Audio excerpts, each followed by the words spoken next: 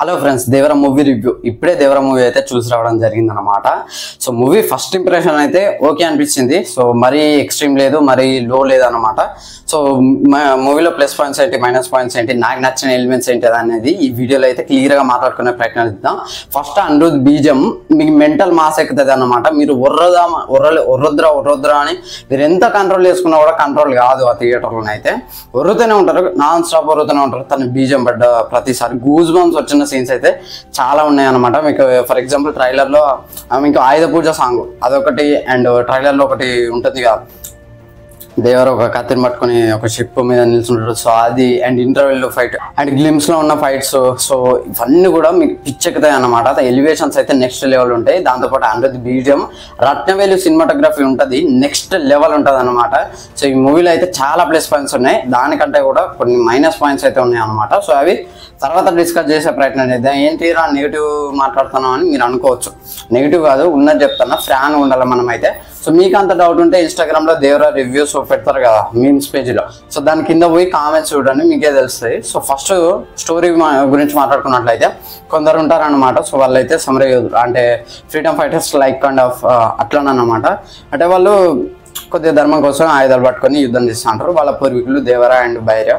So ఈ groups, so అక్కడ ఆ కొండ ఉంటుంది, అక్కడనే వీళ్ళు నివసిస్తూ ఉంటారు అన్నమాట కొండ మీద. సో వాళ్ళైతే కొన్ని కారణాల వల్ల పైరేట్స్ అంటే సముద్రపు దొంగల లెక్క మారడం జరుగుతుంది. సో తర్వాత దేవరా రియలైజ్ అవుతాడు, భైరాన్ని ఆపడానికి ట్రై చేస్తాడు. సో ఆపలేదా, దేవరా ఫైనల్ గా ఏమయ్యాడు, దేవరా కొడుకు వరాకి ఏం జరిగింది, అసలు వరా ఏం చేస్తున్నాడు.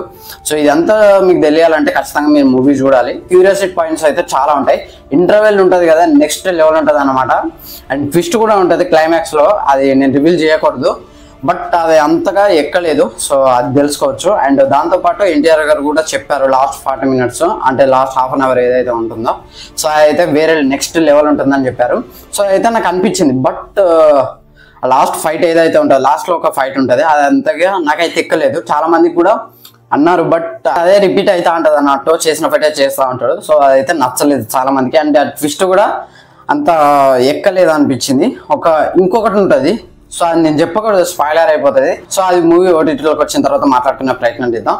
సో ఇది ఓవరాల్ గానైతే సాంగ్స్ కూడా బాగున్నాయి. మరి దావుడి సాంగ్ ఎందుకు వేయలేదో నాకైతే అర్థం కాలేదు. ఆయుధ పూజ సాంగ్ వచ్చినప్పుడు అయితే ఎక్స్ట్రీమ్ ఉంటుంది, and hall hill the tiger అదైనా చుట్టం వల్లే సాంగ్స్ వచ్చినప్పుడు అయితే వేరే లెవెల్ ఉంటుంది. అండ్ సీజే ఎక్కడెక్కడ వారారో కూడా మెన్షన్ చేశారు థియేటర్లో అయితే. నేను పోయిన థియేటర్లో అయితే సౌండ్ అయితే ఎక్సలెంట్ ఉంది, బట్ తన బేస్ పెంచి సౌండ్ అయితే తగ్గించడం, అంటే సౌండ్ కంటే బేస్ ఎక్కువ ఉన్నది.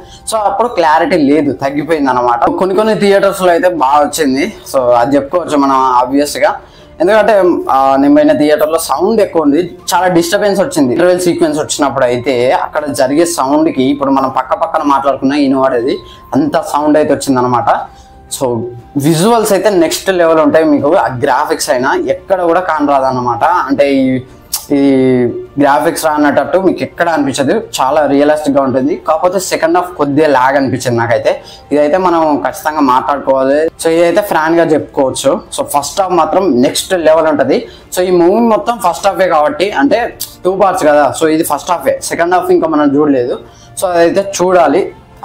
దానికోసం అయితే ఈగర్గా వెయిట్ చేసే అంత అంటే ఉంటుంది. అది దేవర క్యారెక్టర్ కొరకే, వర క్యారెక్టర్కి అయితే అంత ప్రిఫరెన్స్ అయితే మనకు అనిపించదు, దేవరానే చూడాలనిపిస్తుంది సెకండ్ హాఫ్లో అయితే. సో అదన్నమాట. సో మూవీని అయితే ఫస్ట్ హాఫ్ తోటే జడ్జ్ చేయొద్దు, సెకండ్ హాఫ్ కూడా చూడండి. నేను ఈ మూవీకి ఇచ్చే రేటింగ్ అయితే 5కి 3 ఇస్తాను అన్నమాట. సో మీ రేటింగ్ ఏంటో కింద కమెంట్ చేయండి, ఈ మూవీ ఎలా ఉందో కూడా కింద కమెంట్ చేయండి. సో ఇది ఫ్రెండ్స్ ఓవరాల్గా దేవరా మూవీ రివ్యూ అయితే. వీడియో నచ్చితే లైక్ చేయండి, షేర్ చేయండి, కమెంట్ చేయండి, ఛానల్ సబ్స్క్రైబ్ చేసుకోండి. Thanks for watching, by.